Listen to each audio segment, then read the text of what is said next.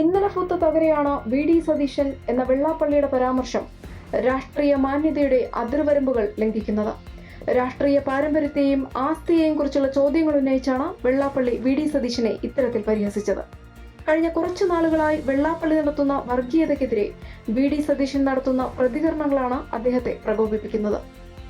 രാഷ്ട്രീയ വിയോജിപ്പുകൾ പ്രകടിപ്പിക്കുന്നതിന് പകരം വട്ടാണ്, ഊളം പറക്കയക്കണം തുടങ്ങിയ അധിക്ഷേപങ്ങൾ നടത്തിയത് ജനാധിപത്യപരമായ സംവാദങ്ങളെ അപമാനിക്കലാണ്.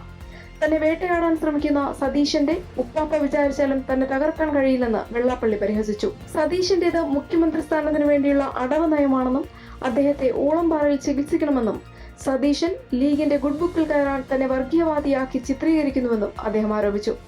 അതുപോലെ NSSുമായി SNDPയെ തമ്മിലടുപ്പിച്ചത് മുസ്ലിം ലീഗ് നേതൃത്വമാണെന്നും ഭൂരിപക്ഷ സമുദായങ്ങളുടെ ഐക്യം കാലഘട്ടത്തിന്റെ ആവശ്യമാണെന്നും അദ്ദേഹം പറഞ്ഞു. അതേസമയം SNDP യോഗം ജനറൽ സെക്രട്ടറി വെള്ളാപ്പള്ളി നടേശന്റെ വിമർശനങ്ങൾ വ്യക്തിപരമായല്ല, മറിച്ച് അദ്ദേഹം ഉയർത്തുന്ന വർഗീയ നിലപാടുകളെയാണ് താൻ എതിർക്കുന്നതെന്ന് VD സതീശൻ വ്യക്തമാക്കി.